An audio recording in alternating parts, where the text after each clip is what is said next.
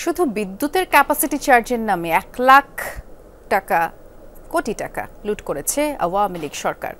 আর এমন দাবি বিএনপি নেতাদের। জানিয়েছেন যে দল ক্ষমতায় গেলে আওয়ামী লীগ সরকারের আমলে হওয়া বিদ্যুৎ ও জ্বালানি সংক্রান্ত সব চুক্তি পুনর্বিবেচনা করা হবে, এরপরেই প্রয়োজনীয় ব্যবস্থা নেবে।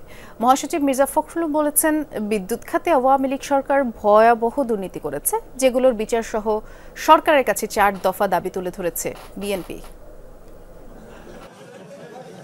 বিদ্যুৎ ও জ্বালানি খাত নিয়ে আওয়ামী লীগ সরকারের 15 বছরের দুর্নীতি আর অনিয়মের চিত্র তুলে ধরতে বিএনপির এই সংবাদ সম্মেলন। তদন্ত প্রতিবেদন তৈরি করেন বিএনপি সরকারের আমলে বিদ্যুৎ প্রতিমন্ত্রীর দায়িত্ব পালন করা ইকবাল হাসান মাহমুদ টুকু।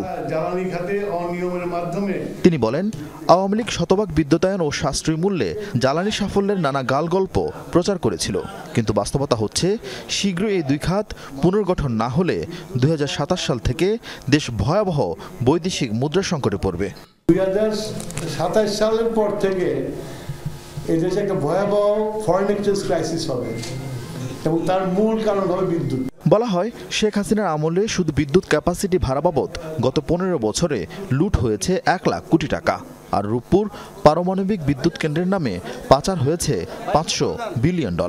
এসব লুটপাটে জড়িত হিসাবে উঠে আসে সাবেক প্রতিমন্ত্রী নসরুল হামিদ বিপু এবং সামিট সহ 5 কোম্পানির নাম। এখানে প্রতি মিটারের জন্য গড়ে অতিরিক্ত খরচ করেছে 4,500 টাকা। কনসালটেন্টের ইউনিটের দাম 1 লাখ টাকা, সেখানে রয়েছে 3,04,000 টাকা। ক্যাপাসিটি চার্জে লুটপাট হয়েছে প্রায় 1 লক্ষ কোটি টাকা। এদের এইসব পাওয়ার প্ল্যান্টগুলোর বেশিরভাগ মেশিন খারাপ, কিন্তু খারাপ মেশিন এনে টাকা কামাই করে চলে গেছে, যাতে আরো পাওয়ার করা যেত। চলমান রাজনৈতিক বিতর্কের কারণে বিভিন্ন খাতে আওয়ামী লীগের দুর্বৃত্তায়ন ঢাকা পড়ে যাচ্ছে বলে মন্তব্য করেন বিএনপি মহাসচিব মির্জা ফখরুল। রাজনৈতিক তর্ক বিতর্কে আপনার আওয়ামী লীগের যে দুর্বৃত্তায়ন, তাদের যে চুরি, তাদের যে আপনার লুটপাট, এটা কিন্তু আপনার নিচে পড়ে যাচ্ছে। এরা এক ধরনের সুবিধা পেয়ে যাচ্ছে। এই খাতে সবচেয়ে বেশি দুর্নীতি হয়েছে বলে আমাদের কাছে মনে হয়েছে।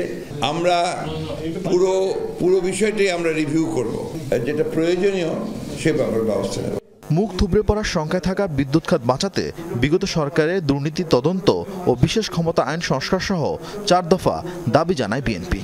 নতুন তালিকা মুক্ত দরপত্র প্রক্রিয়া, দেশীয় গ্যাস অনুসন্ধান বাড়ানো, বিশেষ ক্ষমতা আইনের সংস্কার।